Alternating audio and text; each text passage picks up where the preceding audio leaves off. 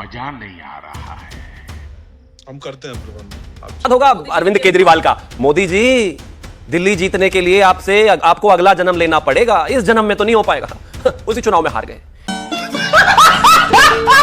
एक और थे फारूक अब्दुल्ला, थे क्या, सॉरी, है, मोदी जी अगर 370 हटा दिया ना तो तिरंगा छूने वाला कोई नहीं मिलेगा। बड़े बड़े फाइटर्स को, बड़े बड़े तानाशाहों को जनता ने ही हराया है और जनता ही हराएगी। आप फाइटर हो सकते हैं, तानाशाह नहीं हो सकते। ये बड़ी अच्छी बात कही आप।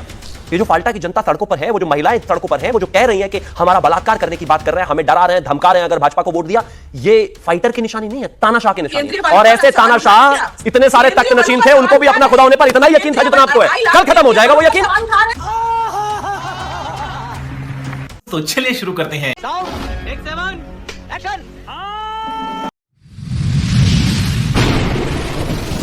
नमस्कार दोस्तों, स्वागत है आप सभी का मेरे आज के इस नए वीडियो में।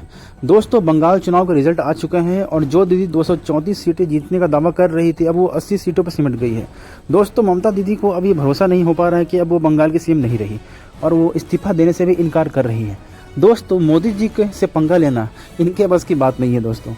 दोस्तों आज ये डिबेट में यही मुद्दा चल रहा है कि टीएमसी चुनाव से पहले ये दावा कर रही थी कि वो इस बार 234 सीटें जीतेगी, लेकिन दोस्तों मोदी जी के सामने वो टिक नहीं पाई और चारों खाने चित हो गई है। दोस्तों, आज डिबेट में अनुराग भदौरिया ने भी बीजेपी पे काफ़ी गंभीर आरोप लगाए हैं, जो कि वो हमेशा करते हैं। तो दोस्तों, बहुत ही मज़ेदार डिबेट हुई है। आप सभी ये वीडियो पूरा देखिएगा और अगर आप मेरे चैनल पर नए हैं तो उसे सब्सक्राइब करना मत भूलिएगा।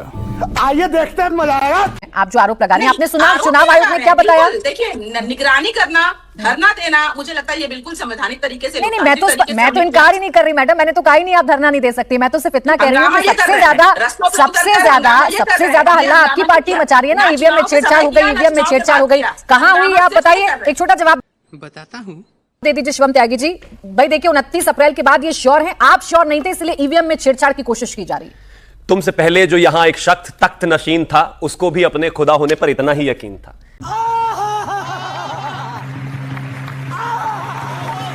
याद होगा अरविंद केजरीवाल का, मोदी जी दिल्ली जीतने के लिए आपको अगला जन्म लेना पड़ेगा, इस जन्म में तो नहीं हो पाएगा। उसी चुनाव में हार गए। एक और थे फारूक अब्दुल्ला, थे क्या, सॉरी, है, मोदी जी अगर 370 हटा दिया ना तो तिरंगा छूने वाला कोई नहीं मिलेगा। एक पूरी कांग्रेस की कबाल थी और मुझे तो अपने सभी प्रवक्ता पुराने याद आते हैं जो लगातार टीवी पर आते थे और रोजाना जो है सरकाज़म झेलते थे। मोदी जी राम मंदिर बनाकर दिखाइए, चैलेंज मत देना आदरणीय प्रधानमंत्री जी को। वो बात तो सही है।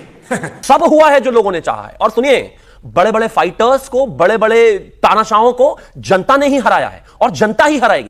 आप फाइटर हो सकते हैं, तानाशाह नहीं हो सकते। ये बड़ी अच्छी बात कही आप।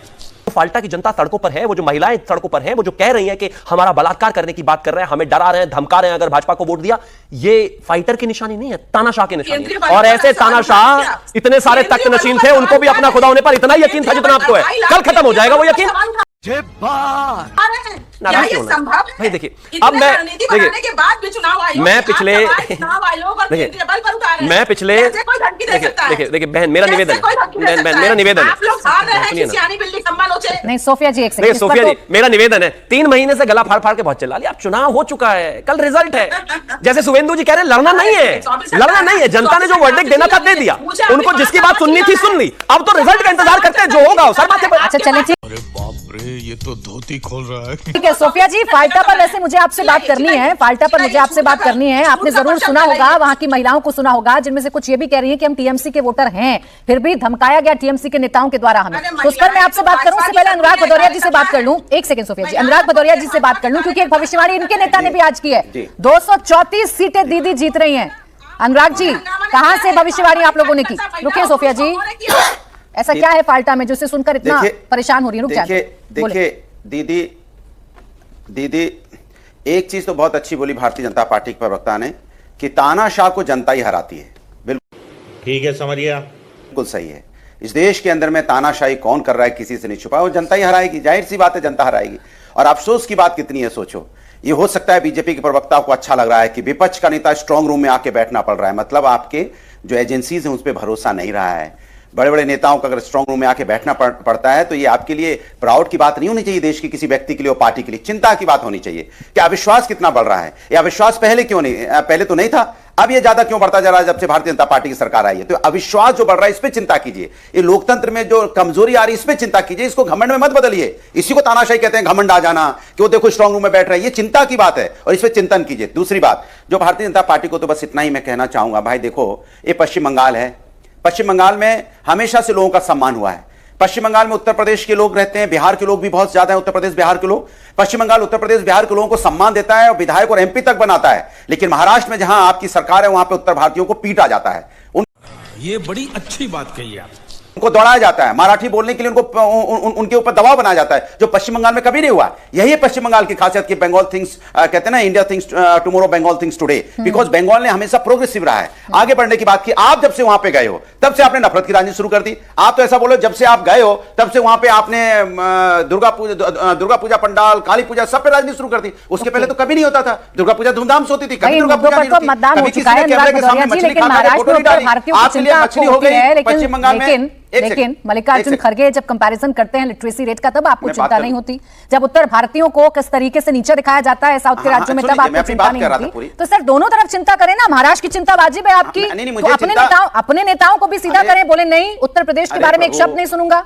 देवी जी बात तो पूरी हो जाने दीजिए। देवी जी मेरी बात पूरी हो जाती, सवाल पूछते तो अच्छा लगता है। बात सर भाषण का समय नहीं होता ना, सवाल का जवाब देने का एक लिमिट होता है। नहीं, सवाल का जवाब देने के लिए एक लिमिट होती है। ये भाषण का मंच नहीं है ना, बात पूरी कहने का नहीं, ये भाषण का मंच नहीं है ना सर।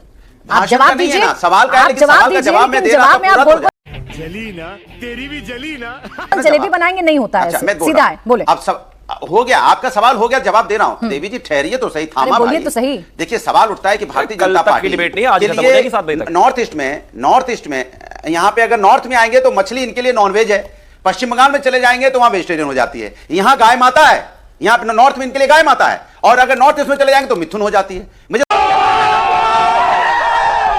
समझ में नहीं आता कि भारतीय जनता पार्टी गाय माता का सम्मान करती है नहीं करती है, या जो यहाँ पे मांस मछली की बात करने वाले मंगलवार के दिन खा रहे हैं बैठ के, वहां पे फोटो भी डाल रहे हैं, तो वहां पे अलग हो गया क्या? या नॉर्थ में अलग हो जाएगा? यहाँ तो आप लोग मंगलवार को नहीं खा सकते, लेकिन वहां मंगलवार को खा सकते हैं। इसकी मतलब आपकी डबल स्टैंडर्ड्स पर सवाल पूछा था, लेकिन वो सवाल शायद आप सुनते नहीं है, और ये तय है कि आपकी इनकमिंग बंद रहती है। अनुराग जी सवाल आप, मेरा डबल स्टैंडर्ड है, मेरा एक ही स्टैंडर्ड है, बीजेपी की तरह कोई डबल स्टैंडर्ड नहीं है।